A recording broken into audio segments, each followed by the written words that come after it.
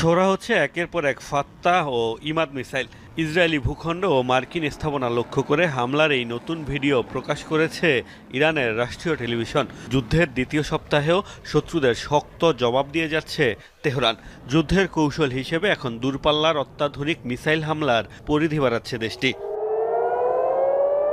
শনিবার রাতভর মিসাইল দেখা গেছে ইসরায়েলের আকাশে। জেরুজালেম ও তেল আবিবে ক্ষেপণাস্ত্র হামলা চালিয়েছে তেহরান। হাইফা বন্দরের তেল শোধনাগারকে বানিয়েছে লক্ষ্য। রোববার অব্যাহত ইরানের পাল্টা জবাব। ড্রোন হামলার জেরে আগুন ছড়িয়ে পড়ে কুয়েতের পাবলিক ইনস্টিটিউট ফর সোশ্যাল সিকিউরিটির মূল ভবনে।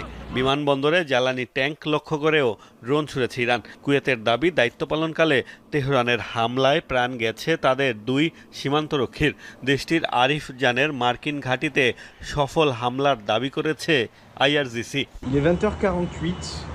প্রেসিডেন্ট মাসুদ পেজেশকিয়ান প্রতিবেশীদের কাছে দুঃখ প্রকাশের পরও উপসাগরীয় দেশগুলোতে হামলা অব্যাহত রেখেছে ইরান। কাতারের দাবি, ইরানের ছোড়া 12টি ব্যালিস্টিক ও ক্রুজ মিসাইল প্রবেশ করেছে তাদের ভূখণ্ডে। 15টি ড্রোন ঠেকানোর দাবি করেছে সৌদি আরব। বাহরাইনে মার্কিন অস্ত্রের গুদামে হামলার দাবি করেছে ইরান। ড্রোন মিসাইল ঠেকানোর দাবি সংযুক্ত আরব আমিরাতেরও। বেশ কয়েকটি হামলা হয়েছে ইরাকে। ড্রোন হামলার শিকার দেশটির মার্কিন দূতাবাস। ইরবিল আন্তর্জাতিক বিমানবন্দরকেও বানানো হয়েছে লক্ষ্য।